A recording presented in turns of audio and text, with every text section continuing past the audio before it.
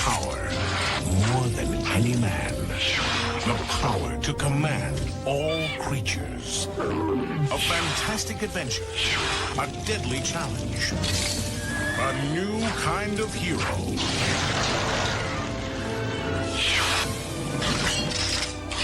The Beastmaster.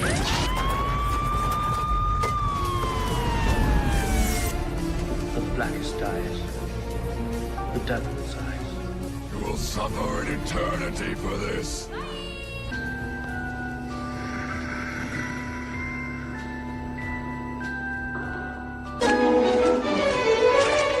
Oh my God, Kevin, gotta catch her. Titty, titty, titty, titty, titty. Well, welcome back, everybody, to 0 Point Reviews. This is another Tuesday and probably our last Swords and Sandals movie of the month for maybe just a little while. We might have another plan in store for the summertime. So thank you, everybody, for tuning in for 1982's The Beastmaster, starring Mark Singer, directed by Don Coscarelli of Phantasm fame. And Kevin, I don't know, do you have an initial memory with this movie, or where are you at with this one? Beastmaster, this is the final one. This is the last of the movies that was when I was like 3 years old, was always on HBO. Or it was in rotation over at my friend Suzanne Summers' house. Silva, not Summers. Suzanne Summers, really? Well, we go way back with that Thigh Master shit. Anyway, it just seems that way because, yeah, like that's who I'd fall asleep watching was like, you know, Three's Company. Anyway, yeah, so this like Swamp Thing, Star Trek 2, Superman, these were the movies that I remember the most growing up, and Beastmaster was probably the biggest one that I remember. So much so that I remember enjoying it so much as a kid that I never bought it as an adult because I didn't want to spoil the memory of what I loved as a kid. I didn't want to look back at it and go, God, this is fucking cheesy. Because another movie that would be comparable to this would be something like Wizards of the Lost Kingdom. Oh, God. And I remember loving that as a fucking kid, too. A little older, of course, but I remember loving that as a kid. And then watching it on MST and going, oh, yeah, right. Those are nostalgia goggles are a little thick there. So I was really, really skittish walking into this weekend. Yeah, and much like you, my memories of this, mine were more like on like syndicated TV. Like I don't know if it was like WTMJ4 out of Milwaukee or WGN or TBS. It was always like the TV version cut. So it would cut out like the things I never knew about it until I saw it uncut like years later on HBO was like all the nudity. And it's like, whoa. I did not realize that the movie actually had a body quotient of sorts and everywhere. So that kind of caught me, and then seeing it this most recent time was fun. But to your point, I never bought this either. Like for the long, I think I had it on VHS tape at one point, but I never bought it on DVD, and never really. And well, I did get this in the last year or two from Vinegar Syndrome. They have a beautiful 4K. So, dope. And wow, it's freaking awesome. There's a book in it and everything. And there's even like a wait. I believe there is another cut on something here. Yes, it is. Does it have the sex scene in it? Original version plus the Beastmaster Chronicles on the Blu-ray disc, and then the alternate new VFX version plus additional special features. So there's a couple different cuts across some of these. I haven't had a chance to look at all of them. This is my first time opening up this set to actually watch the movie. But my memories were always like, this is pretty cool. This is the guy who has like the black tiger. He's got the falcon. He's got the ferrets have always like stuck with me. Yeah, Kodo and Kodo, like they've always been there, and I actually remembered a little bit of the ending. But to be fair, I haven't actually watched this movie in so long that a lot of it was like, oh, that's right, that was this movie. It wasn't the terrible movie sequel that comes after this, Through the Portal of Time. Beastmaster. Don't say that. Don't say that. Or the movie that did not happen, but there was a TV show that they would later do, and I did watch a little bit of that when that came out.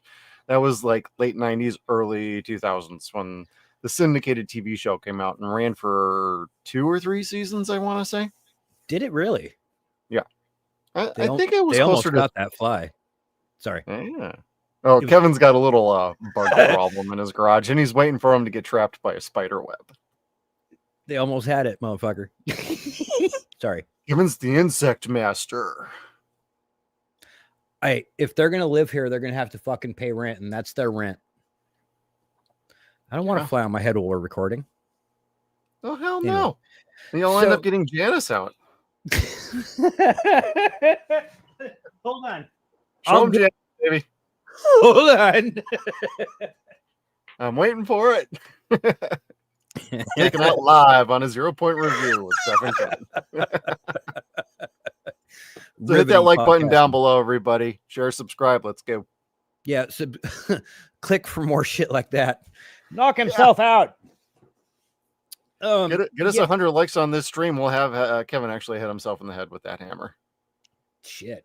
To your point, this is that movie, I think, where, holy cow, a whole bunch of memories came flooding back. Like, I am so glad nothing bad happened to me while I watched this movie, because it was all positivity flowing in. Like, I remember this. I remember this. It wasn't like, oh God, someone touched me while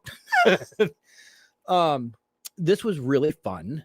This was fun to reflect on. This was fun, like you said, to go, oh shit, I remember this. Right. This was great. I didn't see part 2, but I'm obligated to like it because Jim Warnowski directed it. It was Jim. Just saying. It's a movie.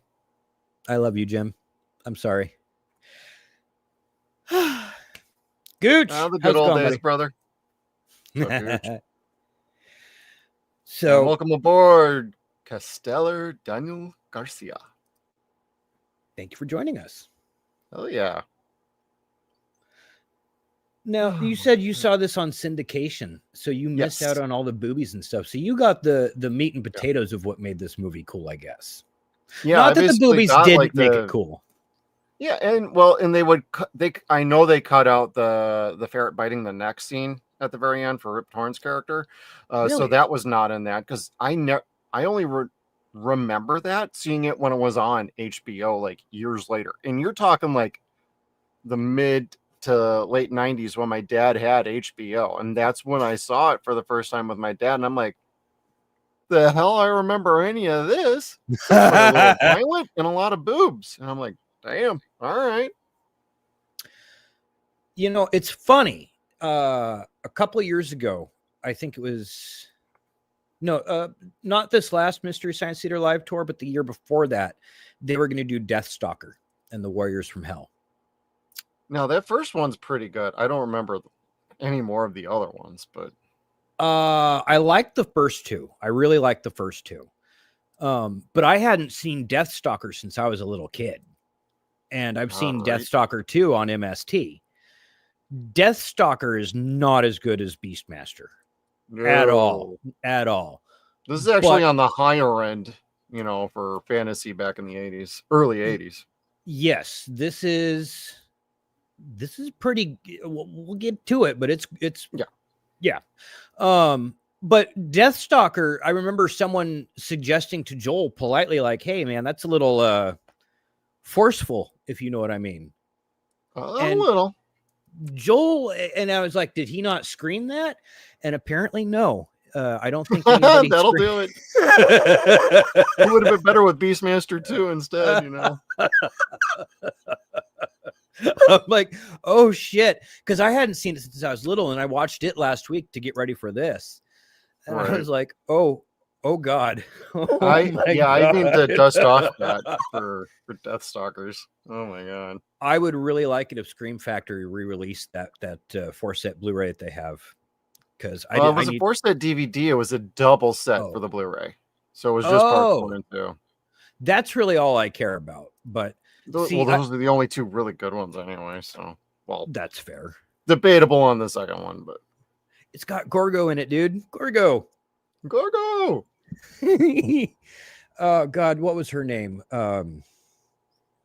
It was not Big Bad Mama. She was from Glow, the redheaded woman. I can't think of her name. Matilda? Yes, Matilda the Hun. Yeah. Matilda the Hun.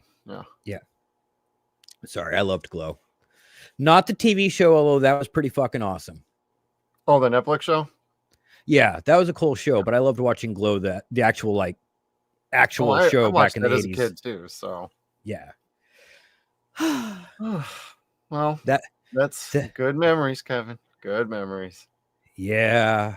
So this is I bring that up only because this is in the same vein of Deathstalker, just not so overt. Like he gets right up on this girl and like uses the tiger to intimidate her.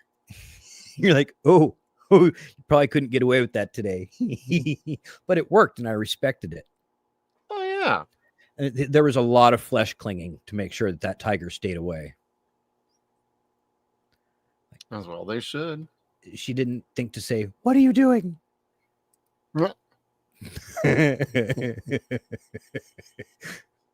So, anyways, yeah, this was a lot of fun. It brought back a lot of good memories and a whole bunch of stuff that I can't even say that I repressed. Just like time dumped on top of it, and I forgot so much. And there were so many little things that I remembered liking that just kind of flooded in. There was nothing that I remember disliking, and really there wasn't a whole lot to complain about as far as this movie being made poorly. It wasn't. Oh no, this actually has a very nice budget for what they did, and what little visual effects they are were actually done very smartly. So no early CGI, none of that. You know, when you finally get to like Dragon Slayers, when they really start doing like the George Lucas and Lucasfilm CGI stuff. But with this, like, this was done intelligently and smartly, and yeah, so the effects might be a tick on the dated side, but they hold up pretty good. And to be fair, on this 4K, and you can get a standard version of this, so just pointing that out, like, it looks really good, especially for its age. It's not nearly as like high def as you think it might look, but it's got film grain to it and it looks sharp and nice. I actually really like this release. The version that I was watching was on streaming. I think it was on Peacock. And there were scenes that were very much made in the 80s, very grainy. Yeah. And when it would talk to Kiri, was that her name? Kiri? Yeah. Then like it seemed to be totally clear. It looked nice in high def. And I'm like, okay, we'll take it. Like that just might have been an older scene than, yeah. Oh, you mean Miss Tanya Roberts? Yeah. I feel like I should know her. Like I know her name very well, but I feel like I should know her repertoire more than I do. And all I could think of is this and James Bond. And it's like, all right, well then. Bad fan. Or just I know. I was thinking the same thing. I'm like, I know I've seen her in something else, but what the hell was it? And I'm like, let me see, because that's going to drive me nuts. View to a Kill. Sheena, that's what it was. Oh, that's it, Sheena. I'm like, Sheena. I knew it was another fantasy movie, but I'm like, the hell if I really remember that. That's one we need to put on the list. Sheena, it might be like Red Sonja, where I was like, that wasn't so bad. Oh, maybe it was. Well, there's been some comments in our chat here talking about Sword and the Sorcerer, Deathstalker again, and it's like, yeah, we'll be getting back to some more There's some great movies from this era that are well worth our time to talk about, and maybe some that maybe aren't, but would still be fun to talk about anyway.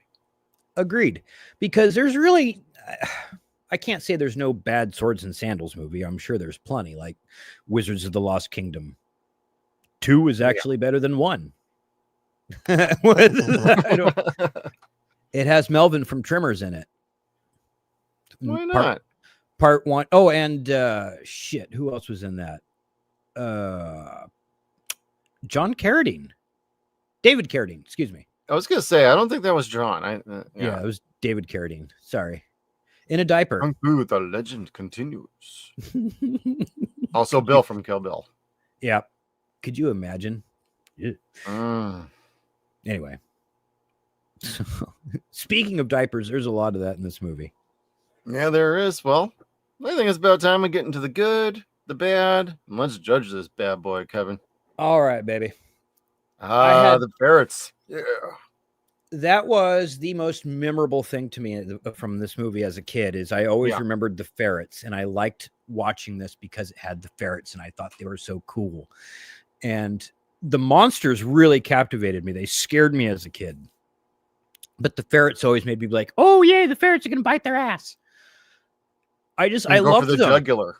Yes, and you know what? Like when you talk about animals in movies, because they always tell you don't work with animals, don't work with kids. Like animals will make a movie soft. It'll add to the cutesy factor. It'll kind of tame things down a bit. That does not happen in this picture. The animals are of no consequence to the violence at all. We'll get to that later, but like they don't tone shit down for the animals, and the inclusion of the animals, the more of them there were, the cooler this movie got. And the ferrets, like they made every kid of our age want a ferret. And we grew up in California, so we weren't allowed to fucking have them. No kidding. Like now that I live up here, I'm a little older and I know that ferrets are filthy creatures. I'm just kind of like, nope. We can own them up here now.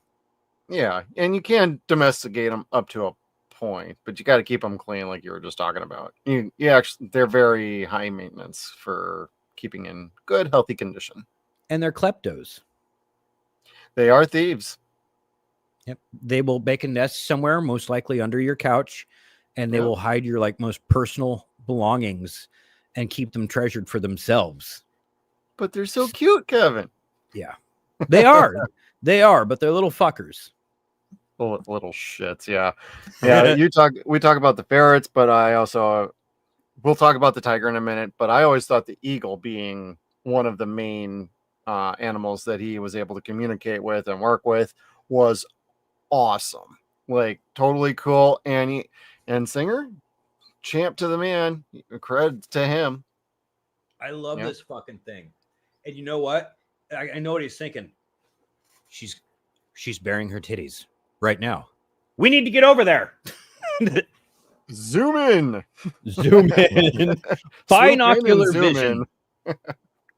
But I always love the eagle, and the artwork is just as awesome as well with that too. Like our background. Like you could see the eagle head and the wings at the top. That's fucking rad. I would take us all out, but then people would be staring at nothing except for that. So, which might get us viewers. I don't know, but I don't know if we had Tony Roberts topless running around like she does in this movie. Maybe we're not allowed to show that. Otherwise, I would have had that in here. Like YouTube would not approve. Yeah, that would get us age restricted and partially blocked. But Rumble, on the other hand, would be like, "Come on over, we'll pay you for it here." Yep. I was having trouble setting up the Rumble stream tonight, or we'd be over there. So Rumble, when we finally get this uploaded, you'll be like, "Why the hell wasn't this live?" That's why. For some reason, it just wasn't working for me tonight. There was a power slap that was a bigger draw than us tonight. Power slap, of course, one of Kevin's favorite shows. I love Power Slap. There's a whole lot of slapping in this movie. Butt cheeks. Slapping cheeks. Kevin Smith. There were so many butt cheeks in this movie. I love it. Like, no wonder we grew up to be like, I don't know if I'd call us exhibitionists by any means, but like Gen X is not shy whatsoever. Like we grew up with like shower scenes of like Scary Movie where Ray Ray's slapping each other in the ass. Like, good game. Fucking Porky's. It's the same thing. Good game. Revenge of the Nerds. Hair pie. Thank you very much. Yeah, it was a different era back then. So some of us didn't turn out to be prudes, but some apparently did. So, you'd be. There are so many people that when you say Revenge of the Nerds, they get all, oh, that movie. You guys are sick. Yeah. Cool. Thank you. I appreciate it. I get it, but she wasn't offended in the movie. So I can't be offended for her. Even like years later, she's like, It was a different era. Yeah, dude. Even fucking Molly Ringwald's like, would we make Breakfast Club again? No, it's not a good fucking movie. But is it a good movie? Or I mean, it's not a good movie. Like, it's not got a good message for girls. Is it still a good movie to watch? Yeah, sure. People love it. Yeah. Doesn't make sense, but like they're both right. Like a lot of people love the movie, but it doesn't particularly have a great message for today's society. Yeah. And I'm one of the few that just never really liked that movie to begin with, but I don't begrudge people who do. I do. Okay. I'll leave the judgmental person for you on this show tonight. I like the soundtrack. Anyway. Oh, Beastmaster or Breakfast Club?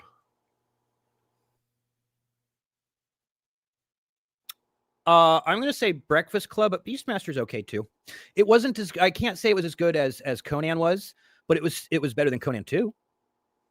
Well, to point out something for everybody, when you listen to the music closely enough, you will actually take out the fact that it is a bit of a lift from the Battlestar Galactica theme song. Just slowed down. Harsh. It is. It just is. In the commercial I played at the beginning of this stream, so if people want to go back later and just release it back, I will play it again as our outro at the end. I'll play it for the good 30 seconds. Just listen for it. You will hear Battlestar Galactica notes. They definitely did some work and slowed it down, but I was hearing it the whole time through the movie, and I'm like, that's Battlestar, and my wife's like, would you knock it off? I can't help it. Battlestar is one of my favorite shows from back then, and movies. So. I would go over and sit on the other side of Amy at that point if I was there with you guys, because I'd just be like, yeah, I'm with her. Shut up. Nerd. I never watched Battlestar, so I wouldn't know. Like, I would have been might be added to the rotation then, Kevin. Is this from V? I don't get it. Well, that is, this was before V, wasn't it? Or when was the first V? 83, I think. So that was right after this movie then. Yeah, I think so. I don't know. Like, I liked Mark when I was a kid. Like, he was the Beastmaster. Like, the fact that he was not another Schwarzenegger was like mystery to me as a kid. Yeah. Because he's a better actor than Schwarzenegger. Well, that was to say the least. I mean, and he looks good in the movie. He does a pretty good job. He can handle a little bit of comedy. He can handle the suave, sexy, debonair dude for the ladies, and he can also kick some ass. He was actually getting into his fight scenes, and I was really impressed with the fights. Yes, and he cries in this picture, and it doesn't feel like cheap ass shit crying either. No, it was not glycerin tears as they used to use back then. Yeah. And to your point, the fight scenes, most of it was him. Like, yes, they used a lot of stunt doubles in this movie, but he did a lot of his own stunts. Like, and jumping his own acting. Yeah. Kicking people in the head and shit. Like, it's so hard to watch the fight scenes in this movie and not scream, sure you can just fuck him up. Right. Oh my God. But no, Mark is an easy highlight of this movie, no doubt. Like, without him doing this, and we were talking about this before we started the stream tonight. This is basically part of the He-Man movie we should have had. Yeah, it really is. He would have done very well as He-Man, and if you had brought Frank Langella over to do Skeletor in this movie instead of, don't get me wrong, I like Rip Torn. His evil wizardry was fine, but if you would put like Skeletor in this fucking movie, like, man, this actually would have been pretty rad. And if you could have gotten a proper Castle Grayskull in here. Yeah. This is the He-Man movie that we deserved. And unfortunately, we didn't get remotely near that. And it's like we were talking about before we started, like, they had the blueprint to make the fucking movie. This is the blueprint to make a good He-Man movie. Yep. Like, he's got a pet tiger. The tiger's dope as fuck. He gets the girl, the redhead beautiful girl. Yeah, that is a fucking warrior herself. Like, they had everything to do with this, like, with He-Man in this movie, and they did it really, really well. They had John Amos in this. I mean, for crying out loud, like, the cast on this is actually pretty damn sweet. I need to double check something here just to be sure. That way I don't say anything stupid. Yeah, Yep, not a problem. I'm gonna say it. I could not watch this movie without like I'm never gonna be able to watch Coming to America again. The same way. Dude, I without was gonna say Die Hard too, because he's one of the colonels in the movie that towards the end turns out he's a double agent. Oh. Was he working with William Sadler? Yes, he was. Piece of shit. Yeah, he's a good villain. I did not say that while we were watching the movie. And you would have been like, God, knock it off. See, I would have gotten into trouble for not saying it. Like, my wife doesn't like the movie unless she knows what's going to happen. Of course. I don't get that at all. At all. If I know somebody's going to die, I'm like, I'm not going to waste the emotional investment in this picture. I'm just not. Anyway. So no, did Amy watch this one with you? Oh yeah, yes, she did. She had, I don't think she had seen it for a very long time. She seemed to feel like some of it was familiar, but I don't think she ever saw the whole thing through before. And she had fun with it. She even asked, "So do you have the second one then?" I'm like, "No." No. I mean, if they put it out, I might watch it again through the portal of time, but this one takes everything a little bit more on the serious side. Very low on the camp. There's a little here and there, but there's good like serious comedy in here to a point. It's not, there's no slapstick, there's no fish out of water stuff. It's us as the audience, we're the fish out of water here. And while it follows some of the narrative structure of, say, Conan, like his whole village was dead, he was supposed to be dead, he survives, he grows up, he becomes a strong man who can actually talk to animals, he's part of a prophecy. Like, there's some typical this wasn't really tropes, it was just using some of the same roadmap, but they went completely different with a lot of things. So they took bits and pieces from Ray Harryhausen movies, like Jason and the Argonauts. Exactly, it was more that. Yeah, Jason was the one-sandaled man that was going to kill King Pelias at the end. Yep. So everyone's like, "Why does he know that?" Well, Don Coscarelli did this very smartly. Like, he was able to bring some horror elements into this, and even though like one of the creatures, the Death Knights or the Death Guard at the end is basically a glorified Mad Max villain. That motherfucker, I appreciated that, and the fact it was nice and evil. So. Yes, and that was probably what stuck with me the most as a kid from this was the leech in the ear thing, and that was it going completely nuts, the green eyes, and just the savagery of it, and how wild and angry it was, and that thing just fucking stuck with me. And so again, now as an adult, I'm just kind of like, am I still going to be frightened of this thing? Am I going to sit there and be like, Kevin, you are such a wussy? No, it's still pretty goddamn savage and menacing. Yeah. And like in my head canon, the little green goo just reminded me a little bit of like Phantasm, just a tick. But it made me given something a little bit aesthetically different than what people would expect with some colors. See, now their use of colors in this was amazing, and that's worth noting because you talked about how it didn't have the CGI and stuff. What they did is they used practical effects. They cut open glow sticks, and it's this glowing potion. So of course you tell them it's a fucking potion, and people are gonna be like, "Of course it is. It glows." Like it just makes sense. Like it's so easy for the audience to believe. It doesn't need the overused special effects to make it wonky. It just needed to have glow juice on the queen's neck or the green goo in the eyes or the ears. It's like they figured out ways to make this look really cool and believably be magic in 1982. Yeah. I mean, when you were back then, you had to figure out how to make things work. If you wanted a certain look or a certain effect, you had to get creative. Not everybody had big budgets, and from what I remember, this did not have like as big a budget as you would think it did. I thought I knew where that was. Might be over here. This had a budget of $9 million, which even for back then was plenty. And at the box office, it did over 14. So it did well, Wow. and it has had an enduring legacy for decades. Yeah, and it's it did not fail. It did not fail. But No. I guess the studio didn't see it as being a huge moneymaker, but it did develop cult status, like easily. Very easily, Oh, yeah. I think. Second one's way more of a cult classic. This is definitely a cult classic that kind of is teetering towards classic. It never hit that box office level of, say, Conan, which had like, what was it, a $12 million budget, and it made like $35 million, where it was like clearly a runaway hit.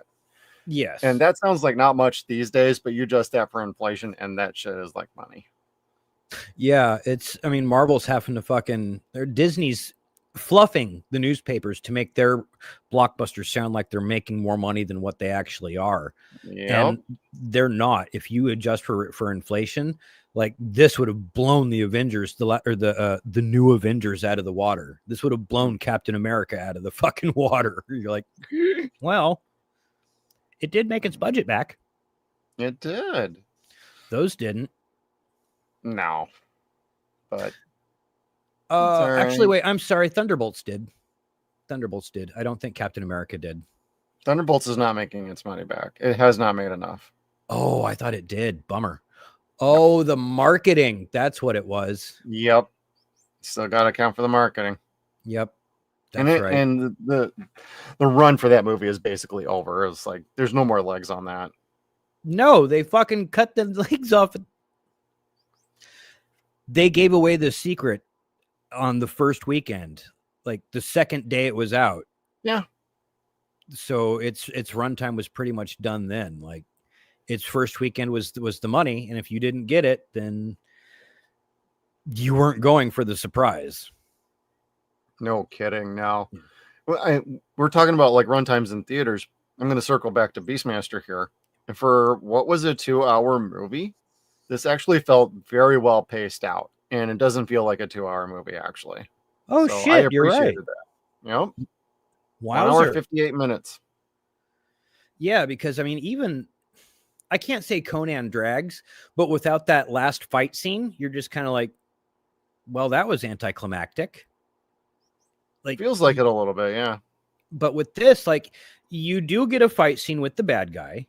And then you get another fight scene with the whole fucking army in a village. You're like, okay, not necessary, but this is really good.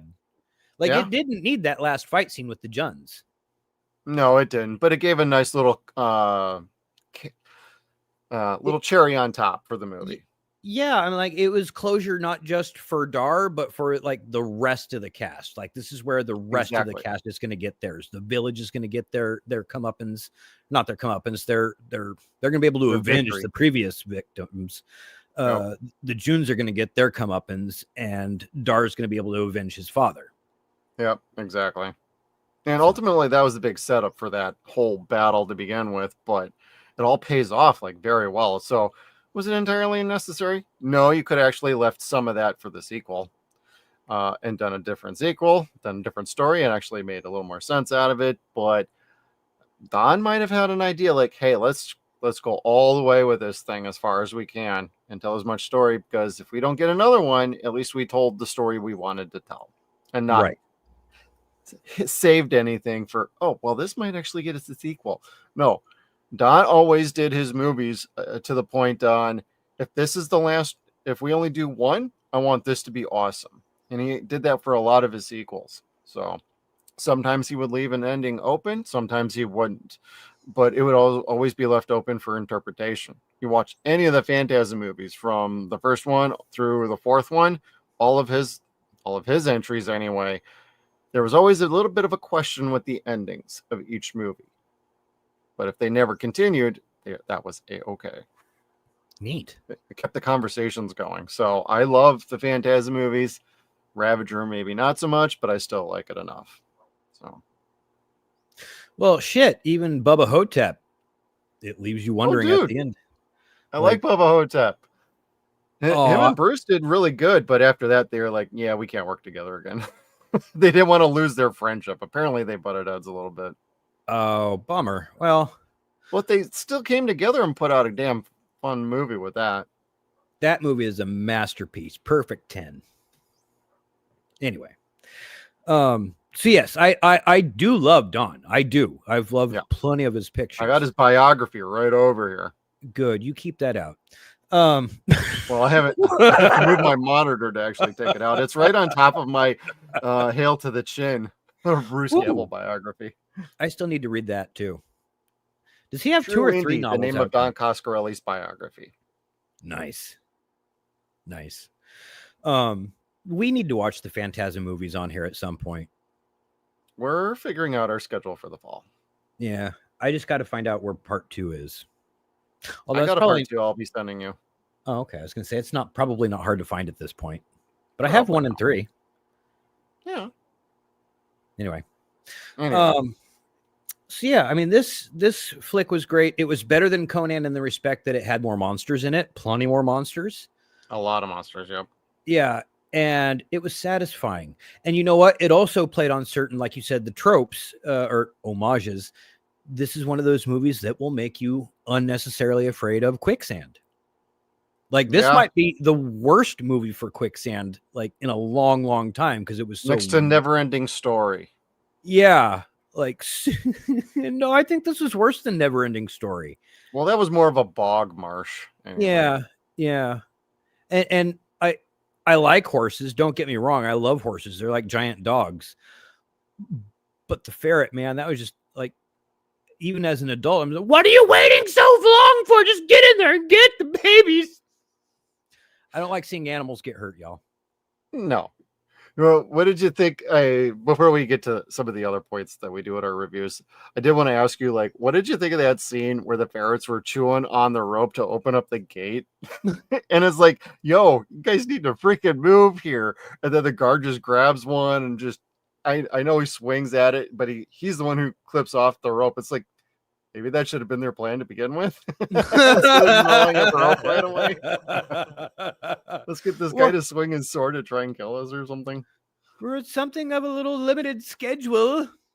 Yep. Because they're all waiting to. You almost had this feeling like Sigurd or Tanya were going to be like looking at their wrist, like, guys, any minute now, we got to get going. Get us out of here. But I liked how when they escaped through the door and they cut the other rope and it came down and it killed like a bunch of the guards chasing them. Amy and I just popped. I completely forgot about that scene because it was wicked. It was well done, well timed, and it looked great. Well, it was violent, very violently done. And quick. Yes, and I think the quickness added to it. Yeah. It was so unexpected that it was fucking funny.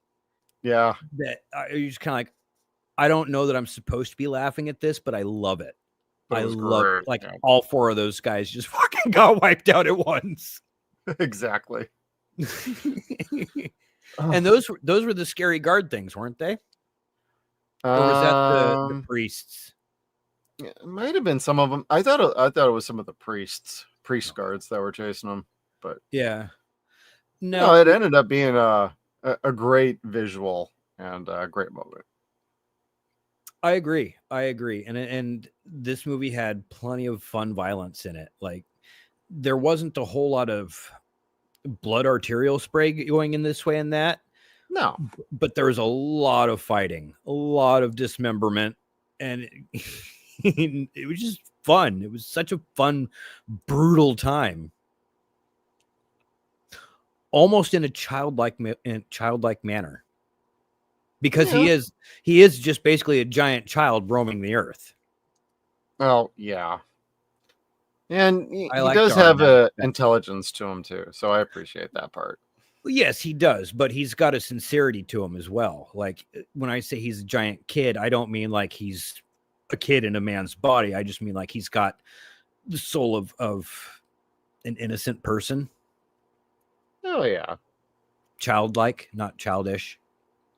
No, but he also has I do like the sense of adventure he sometimes has, that he's like continually looking for, like whether it's the adventure of the romance with Kiri, or doing an Indiana Jones style thing over the death guards, like climbing along a rope and shimming them back and then closing the door so that the rest of them could cross. That was pretty awesome. Claiming two sentient beings as your own. Yeah, you guys right. belong to me now. Although they That's did get right. in trouble. They're so fucking cute. And they got little thief masks on them anyway. Oh, yeah, right. I'm just going to take those down. I can't stop. I need to stop staring at them. Does that mean we need to move on to the next segment, Kevin? Well, before we go on to the next segment, I don't have too much bad to be fair about the movie. No, there's not points, but there's not much. But I did have a question for you regarding one of the monsters in this movie, because one of the monsters looks so singularly awesome, and that's the witches. Oh yeah, the witches were terrifying because it was a hot teenage girl with her boobies hanging out with old lady makeup on her head. So that's true. I was so conflicted watching this. Like, am I supposed to be terrified or turned on? And I came up with the question of witches. Bang them or hang them? And they go with the hanging in this movie, but I disagree. I wholeheartedly disagree. And this is I like how when they get killed, though, they vanish into like a red dust sand. And it's funny because they're not actually dying. They're just like teleporting elsewhere and laughing. Exactly. Miss me, bitch. The makeup effects are fantastic in this movie, honestly. Yes, and this is, I think, where that 4K would probably really look cool. Yeah, I was thinking it looked awesome. Yeah, but I'm gonna have to side on the banging side, not the hanging. I'm going with the banging. I find witches attractive. I don't care about the pig nose here. I'm okay with it. Bang them. Bang them. Bang them. All right. 2 for 2. I don't know, chat. What you got out there for us on this one? Hey, come on. We'd like to participate here. Hanging is not good, y'all, unless you're hung. Anyway. That'd be a blue ball hanging with these chicks if you're not careful, though. That's true. Of course, they might castrate you and use those as potion mixes, but anyway. But if it's Kiri, it's a total bang 'em. And bang 'em. Sorry, I just wanted to make the rhyme. It kind of popped into my head. I'm like, that's funny. It's pretty good. All right. So the bad. Kid tossing. Barbecuing. Yeah. Not once, but twice, because it didn't work the first time. Exactly. Got taken away by the eagle. And my wife was like, that's the strongest damn eagle I've ever seen. I'm like, yeah, there's a little bit of a plausible, like, believability to this movie that's not happening right there. Yeah, your believability has to be suspended like fucking Michael Jackson's kid over the railing of a hotel. Then it could be like this kid from the Eagle. Like, it's cool. No, Mike, your comments should not be disabled. I saw that. Yeah. No, you just chat it back. We see you. Oh, sorry. So anyway, yeah, the bad for this, the only thing I really found bad was the animals getting hurt. And I know I said at the beginning of this movie that this movie was balls out, and they what I meant by that is they kill the animals, not in real life, of course, but like his dog. They make it a screen death of sorts. Yes, there is a ceremonious death, a meaningful death for some of the animals in this picture, and they're not doing it to show cruelty to animals. That's very important to point out. Yes. There is at no point any animal in pain outside of the ferret in the quicksand. That's the only part I didn't like. The dog getting shot with the arrow, the special effects were so easy to see that you're just kind of like, all right, keep rolling, keep rolling. Still breathing. Yeah, like it was one of those fucking hats that you put on your head, or the bands that has the arrow pointing this way and that way. They just put it on the dog. It's like, dog, hold your breath for a split second so they could do like a free shot. Yeah, I know. They'll just sit there in his arms. Cut. Split second. That's all we need. Yeah, perfect. And then the ferret sacrificing itself at the end. That I remember right as I watched it, and I'm like, no, I hate that. Now, shit. was it Kodo or Podo that passed away? I think it was Podo, wasn't it? That's kind of the thing. I wasn't paying that much attention, so just seeing one was gone, but then we get the resolution with, hey, there's babies. That means there's two new ones to come back, but that was a heroic moment. So it's an off-screen death, but he bites at the jugular of our bad wizard here and gets him into the fire, takes him into the fire, and then boom, poof, and end of the movie for that dude. Now, what did you think? What did you think of Rip as Max? Rook? I believe that's his name, or is it? No, it's Max. Ma-Ax. Oh, Mayax. That's what they were calling him. Mayax, Malox, whatever. Yeah. You know what? I probably should have done a commercial for Malox. Probably not sponsored by Malox. Have fucking old Zed drinking something fizzy. No, Rip. He looked good. I didn't really buy him as somebody who could really do anything against Dar, so to speak. So I was like, well, he's got the character down, but I don't think he's got the physicality down for it. And it's not that I don't think he couldn't do it, but his character really didn't. Well, I mean, you look at some of the bad guys. I would have liked to see some more mysticism and magic thrown at Dar if they were going to do it that way. Yes, that would have made this movie just a tad more perfect, and the fight between the two of them a little bit more meaningful. Like, yes, instead of I try and stab you, and you're 10 times stronger than me. Oh, I'm dying. I'm dying. You took my ferret, you piece of shit. Oh, the smell. Imagine how badly that fucking would have smelled up there with all them burning people. I know, right? Nasty. Smells like burnt chicken up here. And children. And children. And children. But there have been some amazing bad guys in Swords and Sandals movies. And it like you go all the way back to say like the Magic Sword, where they had Basil Rathbone playing the evil wizard. Yeah. Fucking phenomenal actor playing a shit role and just brings it home, knocks it out of the park. Right.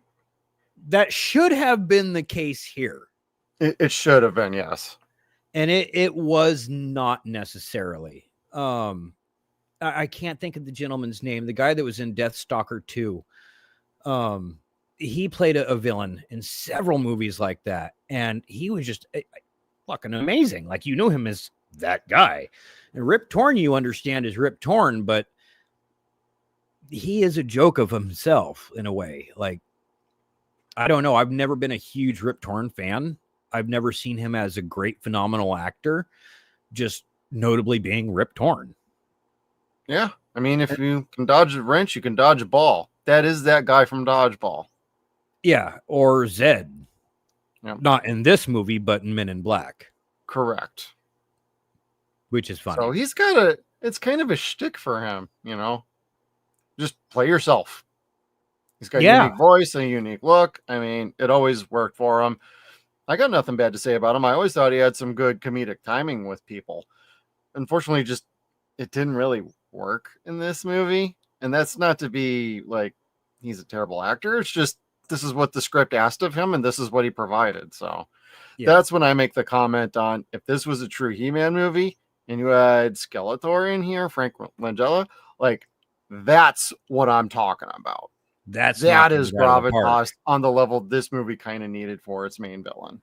But you kind of get that with oh god, what is it, Zed, or is it who was the King? The June Horde. The guy that killed Dar's dad. God damn it. I can't remember. Oh, he's just called June Leader. It's Tony Epper. Oh, cool. But you know, if he had more of a, that was more of the physical note. So they kind of separated a villain's strengths into two people instead of just one. Yeah, that's true too. They did. And that's worth appreciating. Because again, like we said, you got 2 final fights. There's really nothing to bitch about that. No, there's not. Like this, like we complain about runtimes being too long. This felt just right, even with that extra fight at the end, like you said. Exactly. Yeah. But the bad in this, he really did bring this down a notch into a level of camp. And that's the unfortunate part, because I think him specifically being the bad guy is worth riffing. That alone makes it worth a riff. But some of the delivery of his lines and his false nose, yeah, man, that's right. I would see riff tracks kick this movie in the nuts. I would, and that's no disrespect to the movie. It's just it's fertile for riffing. It's a good one for it. Yeah. There's enough here for having some fun with the movie, and it's okay to make jokes and poke fun at it here and there. It's not like the movie can't handle it and still be a good quality movie. I've seen riff tracks do movies like that before, and it doesn't take away from your enjoyment of the movie. And sometimes it's like, you know what, that's actually a pretty good joke. It's true. It's true. Frank would always say the best movies that they would get would be the ones that were not intentionally bad. It was people trying to legitimately make a good movie and either didn't have the budget for it or whatever handicap they had. It just didn't translate into be a great movie, but the concept was there, and that's what worked for MST. That's still what works for the Riff Tracks guys. And this movie is just, it takes itself seriously. It's not a self-aware movie. And it's good. It's entertaining. You know it. It's a classic, but there's this cheesy ass bad guy. So it's like, oh, there's the door. We can do this now. Come on in, fellas. So it's no disrespect to this movie. So people don't get mad at me when I say this is a riffable movie. I say that with longing to see it get riffed, because that's another way to enjoy this picture. Exactly. This is a good movie. Yeah, and that was going to be my point on this as well, was like Rip Torn's villain, Max, and when I mentioned earlier, there is a little bit of camp in this movie. It's basically his character. Mm-hmm. So. Yeah. He's not in the movie all that much. It's just when you do see him, it's like you're just looking at him like, oh God, I can't take this guy that seriously. He's not nasty enough. No, like, was Basil Rathbone already dead? Like, come on, man. Anyone else? Right. James Earl Jones didn't want to do this shit again. James Earl Jones was a lazy villain. Like, he phoned that shit in. Oh, for Conan? Yes, he was great. Don't say that for Darth Vader. He brought it for that, but even though it was largely just voice. Yeah, I was going to say that was all voice acting, just like Conan. That's exactly the same thing. There was no action. Lazy villain, but iconic voice. No, sorry. You just gave the nerds at home a fucking heart stroke. That's my brother. He's a goddamn genius of a villain. Goddamn genius. Let's see, was there anything else bad about this movie other than me not watching it for 40 years? Well, that was going to be something I was going to bring up too, is like, it has been way too long. And maybe it's because I watched it so many times as a kid that, and I'm pretty sure I had it recorded on a VHS tape, and I'm pretty sure I wore it the hell out. Then I bought a real copy of it. Then eventually, I actually don't know what happened to it. I probably sold it or gave it away to a friend. But you know what? I feel bad that it's taken me this long to watch it, but I highly recommend. Gonna bring it up again. Go look for the Beastmaster on 4K. It's a great release, and you get a bunch of different cuts of the movie and some fun extras, which I still need to check out. You know what I just remembered, speaking of the bad? Do it. Your biography. Go ahead and bring that out now. Why did they fucking dye the goddamn Tiger black? It was for a uniqueness. And you were screaming at me that they spray painted it. I'm like, no. they did. I'm sorry. It was just a hair dye job. That's all it was. And it didn't hurt them, didn't do anything, but they were going for a particular look. And at this point, I actually would have just done a puma, but the tigers are way more easily trainable at this point than any of the other animals. But there were specific rules you have to follow when working with tigers. No kids can be around. There can be no other animals, especially small animals, on set nearby. How they got a particular shot with the goddamn ferrets and the tiger, like kind of bumping noses, is like, how the hell did you do that one? Carefully and luck. Or it was two different camera angles or two cameras. Or they already gave it a bunch of food and gave it a food coma. That could have been as well. But that tiger was clearly well trained. Oh, golly, yeah. I mean, he was sitting around like just on a different level of a set at times and nearby and like screwing around like while they're all shooting and doing their scenes. It's like, they did a damn good job with training. I get what you're saying, though. And Mike has probably the question you were looking to ask me. Was this DEI from 1982? No. Okay, look at this. Is the actual color of a tiger. This is what they gave us. This is what they did to that poor motherfucker. They put him in blackface. Like, it wasn't fashionable then. It's not fucking fashionable now. It's not okay.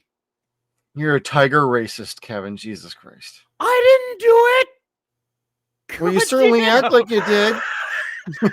The way you're crying about it.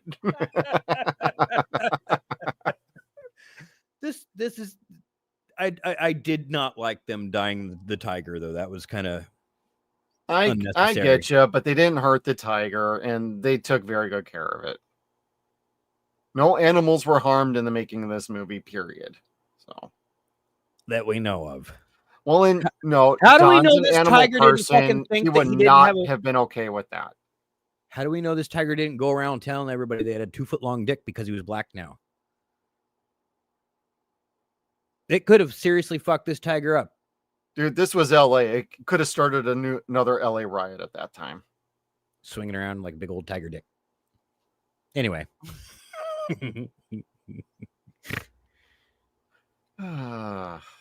Let's judge this thing, Kevin. All right.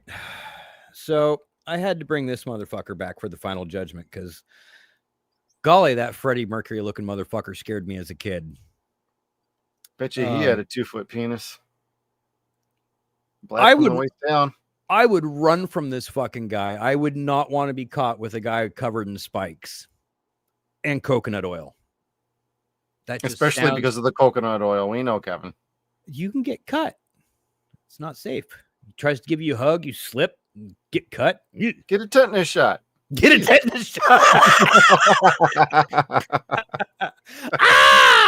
I gotta get a shot now.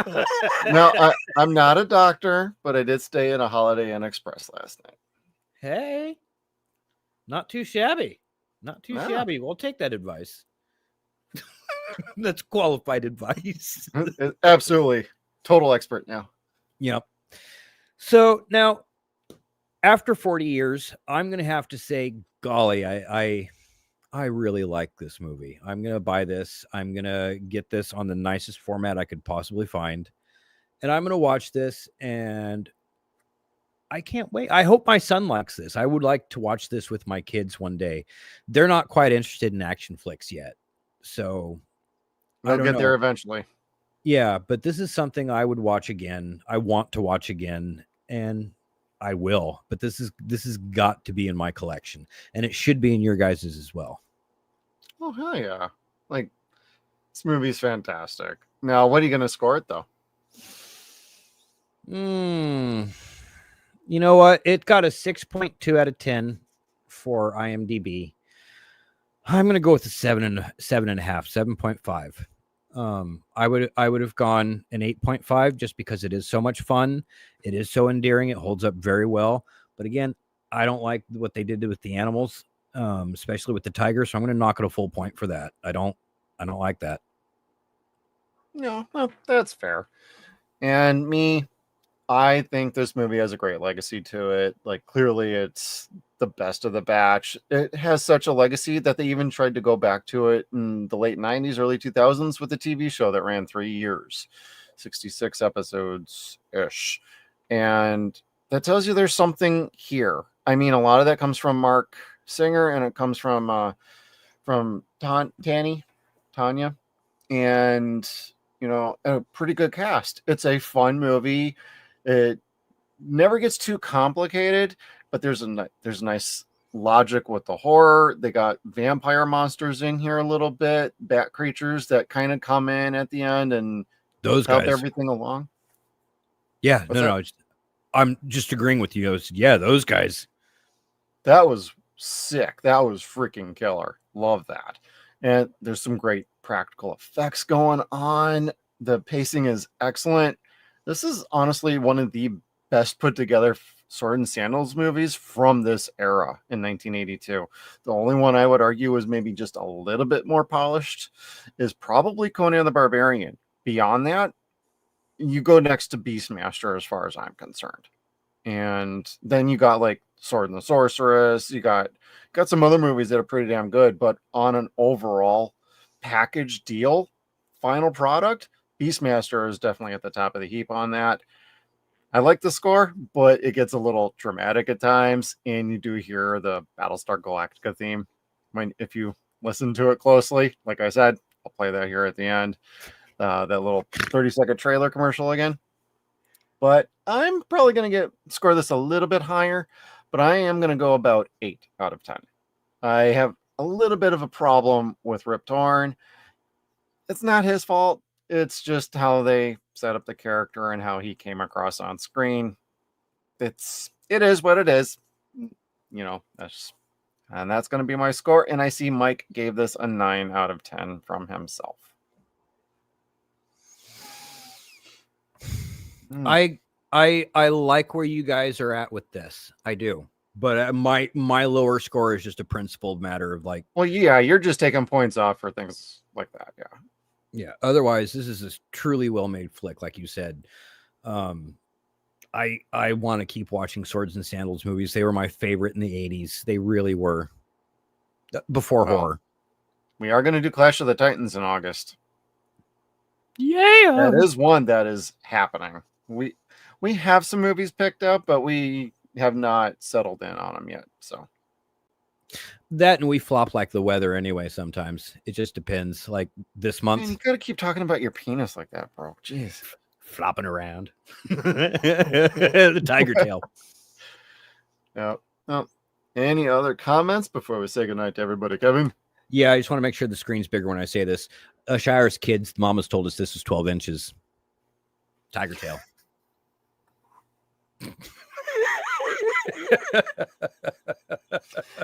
And that is 0-Point Reviews, everybody, with Jeff and Kevin every Tuesday at 8 p.m. Thank you all for tuning in. Hit the like button. We would greatly appreciate it. It does help spread the word about our videos and our channel here. We greatly appreciate it. Hey, subscribe down below with the little bell notification so you can stay tuned to all of our video content.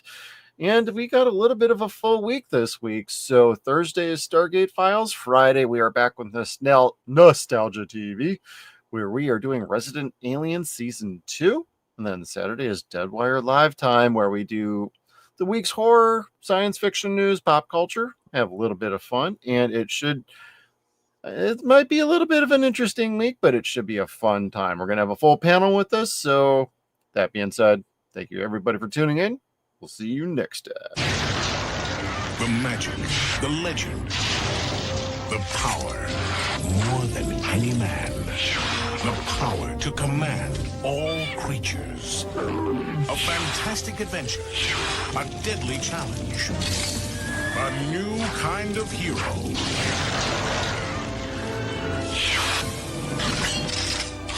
The Beastmaster.